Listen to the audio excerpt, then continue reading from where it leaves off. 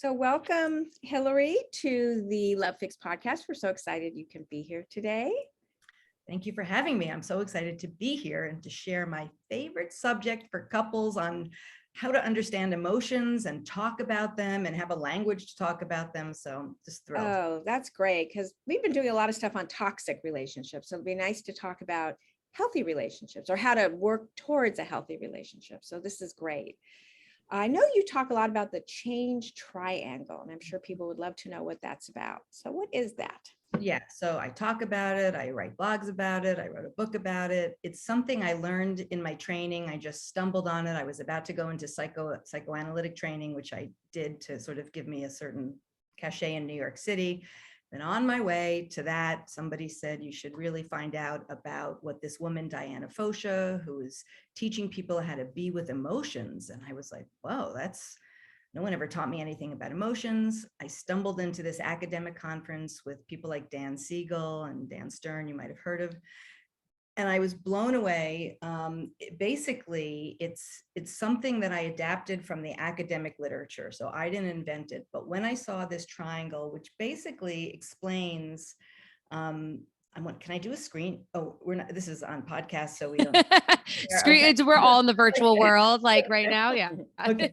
But if you visualize an upside down triangle with the point of the triangle in the core of your body, the core emotions are these biological, inborn survival emotions that every person born has. And when we learn how to validate them and let them, we experience them in our body. And the purpose of core emotions, anger, sadness, fear, disgust, joy, excitement, and sexual excitement are the 7 core emotions that I put on the change triangle, which was for the public. But basically, these 7 core emotions are the reason we evolved to have them is to make us move. So they have these impulses that we feel, where when your spouse says something to you insulting and you feel like slugging him, that's the impulse of anger. Or when you feel like you want to cry, that's the impulse of sadness. And the reason they're so important is because in our society, not only is it trauma ridden, and not only do we get no tools and skills on how to communicate and have relationships, but we're basically taught to avoid and bury our core emotions. And when that happens, it's just not good. We get anxious, we get depressed. We can even think of the root of anxiety and depression in many cases is buried core emotions. And when we learn a few basic things about how to recognize them, name them, to be able to be more comfortable recognizing them in the body, and practicing this triangle, which gets us from disconnected states through anxiety and these things called inhibitory emotions, which are on the top of the triangle, down where we can recognize and be with core emotions. When we go through them, that's how the brain and body regulate, which means we feel calm, we feel connected, we feel courageous to try new things in the world. We feel confident and clear, all these C words that help you remember how to get to this open-hearted state of the authentic self. So I feel like it's often trigger talking to trigger, like, you have 2 people that are responding from triggers. Now, if you've done some work, polyvagal theory. Yes, it's all included in this theory. Oh yeah. I mean, you learn to regulate. And I know that's a hot topic today, but yes. What is something you could say to someone to help?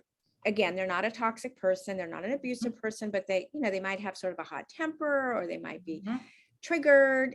Maybe they're responding to their own baggage and they haven't worked it through, but they're not a bad person. I get this asked all the time. How do you help them sort of, calm down, in that moment?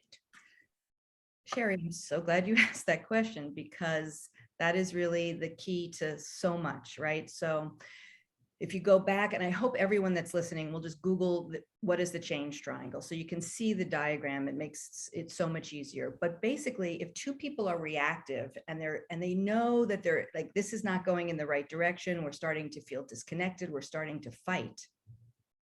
One of the reasons that I believe every person on earth should be learning the change triangle in high school and beyond is because it's a language to say, hey, let's pause, time out.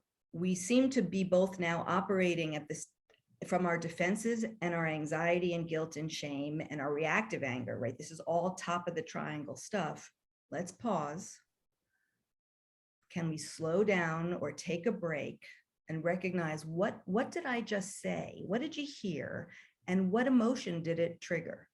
Oh, well, when you said you leave your socks around all the time, what I heard is I'm a terrible husband and I don't do anything to help you and you're angry at me.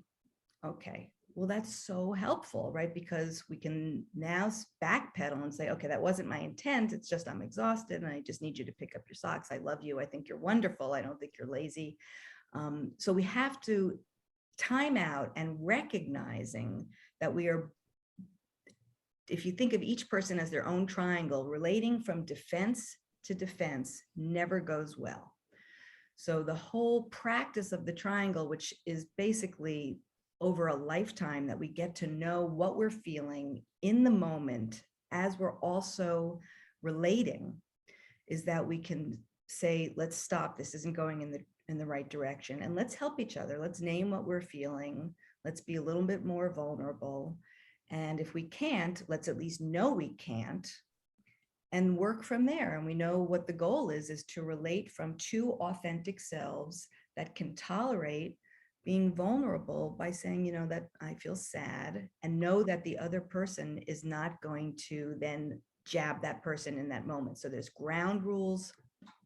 There's an article I wrote about how to find your life partner, the 5 things you need. And I talk a lot about ground rules because you can't really be vulnerable if someone's going to attack you, which happens a lot in the couples therapy I do. If somebody's like finally opening up and saying these things, and then, you know, boom, like a punch in the nose, a metaphorical punch in the nose. So that's not okay. We don't want to shame each other, guilt each other, but we want to encourage self-reflection and being accountable and working on these feelings. And without an education in emotions, I don't know how anyone gets along.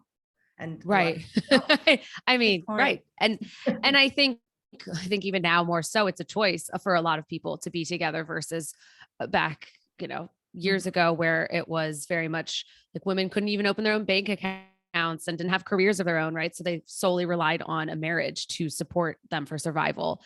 Right. You know, something that I just want to have clarity around this, because somebody's probably listening and is like, oh, this is so good.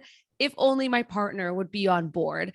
Mm-hmm. Can one person practice this, or is this really something that you have to have a partner who's willing to do it with you? Well, the change triangle is a self-help tool and also a tool to bring to a therapist or counselor and say, let's work this. Here's the book, or here are the articles, learn about it. It's not a lot. And really the book, which is called It's Not Always Depression, I wrote so a 15-year-old and older could get it. And it's mostly stories. But so a person could work on it. The problem is if one person is growing and another person is not, that opens up all sorts of other problems.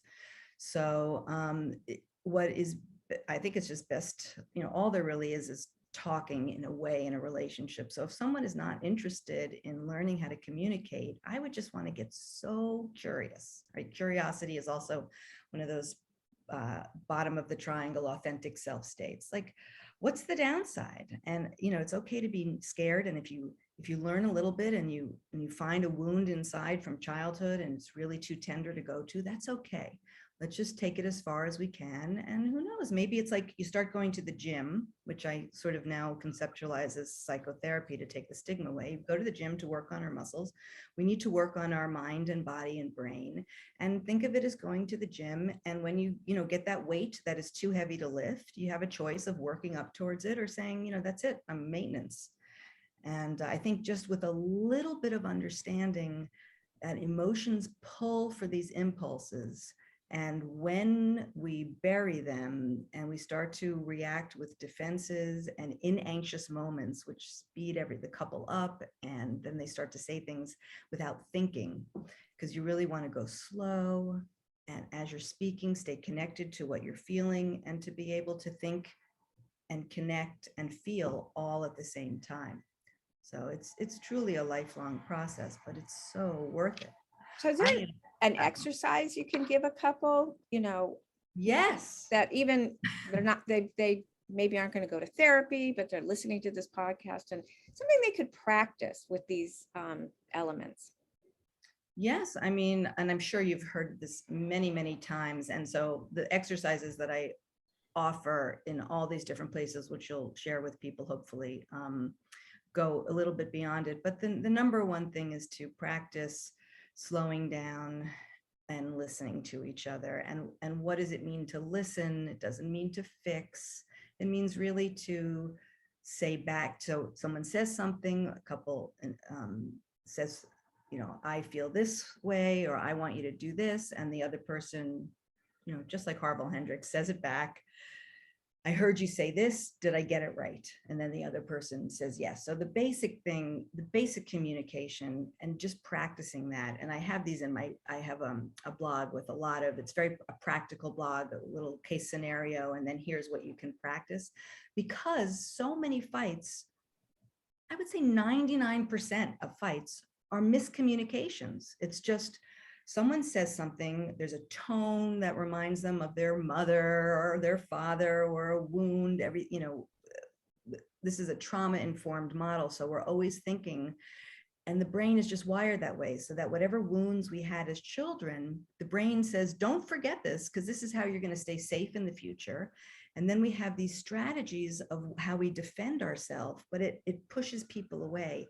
So we need to really backpedal, slow down, speak. It may seem even ridiculous, but one sentence at a time, and just making sure that the communication is clear and understandable, and each person are on the same page.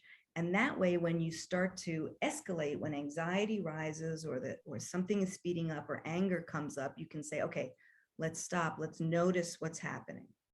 So in essence, I'm teaching people in couples therapy how to be therapists for themselves and each other, so they can take the work out of the session and use the tools and the change triangle, which you can print out on my website and put it on your refrigerator. I was gonna say, put it up somewhere.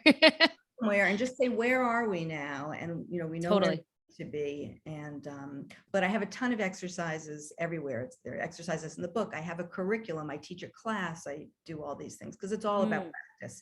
And you can't think your way through an emotion. You have to experience an emotion. And so we don't get any. It's like ridiculous in high school, where they teach us, cosine and sine and trigonometry, which I've never used, and I'm a science nerd. Why don't we get a little bit like, oh, emotions have evolved on purpose. Yes. Men and women have the same core emotions. They just are, so it makes no sense to judge them. We have no choice about whether they're triggered. You really can't stop an emotion from being set off in the brain, but we do have choice about how to respond and react to an emotion. And therein lies the key to having a good marriage. And I'm divorced. I met my first husband. He was a wonderful guy. We could not communicate because I didn't learn these skills until I was 39 years old. And I went back to school to become a therapist. Then I got married again. We both had a ton of therapy. We're both into self-help and growth. And we have a wonderful marriage. And it's all because of learning and education. And you don't have to be a therapist to learn tools and skills and techniques to connect. Yes. I always tell clients that it's a green flag if the person they're dating, has done any type of therapy or is into self-help and working on themselves versus, because I always say, like, everybody's past, is dysfunctional to some extent, right? Because there's a meter to it. Traumatized from our childhoods. Exactly. But I say, but there's a difference between somebody who has experienced trauma or dysfunction growing up in their childhood and hasn't done anything about it versus somebody who has been working through it, right? Because it's a journey. And I don't believe that it's like, there's no fixing or anything like that. But, I think a lot about conflict, right? When you're talking about all of this and managing the conflict, can you give examples of what you see with your clients or anybody else that you've worked with that is healthy conflict? Because a lot of our listeners have experienced unhealthy conflict because that's all they know.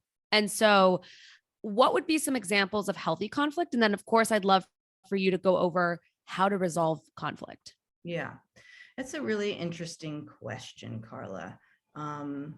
Before I answer that, I just have to say, I really totally agree with you, what you said about people going to therapy. And I even tell people to put that in their dating profile, that you must, Ah, I want someone who's either had therapy or into personal growth and is willing to learn and understands emotions. So just totally. whatever permission that gives people to be so radical. When I tell that to my patients and clients, they're like, I could never do that. But I'm like, yes, you can. Mhm. So I think the conflict, I guess when you say good conflict, do you mean that I was invited Healthy conflict. healthy conflict? I mean, I would say that it's hard to judge conflict. Conflict Okay. is just a part of life constantly. Hmm. What do I want to do with every minute of my day that I'm not working? So I was healthy conflict is conflict that is dealt with in skillful, healthy, constructive ways. And non-healthy conflict is conflict that where destruction and hurt result. And one of the main ways that I help people deal with conflict is one, to look inside and name the conflict, recognize it. I remember it's so interesting. It's so much easier to see outside and to blame others and to say you. It takes a lot of awareness to pause that impulse and say, okay, let me check in with myself. What is going on? Anxiety may be caused by overwhelming emotions coming up, but it's also caused by conflict. And when two sides of a conflict are butting up against each other, we feel that as anxiety. It's like the gas and the brakes coming at the same time. So what we want to do is be able to recognize the conflict and name both sides of it and hold both sides of it. So let's take an example. I am having a fight with my husband, and in that moment, I feel like I hate him. Can I hold the conflict that I hate you and I love you in this moment?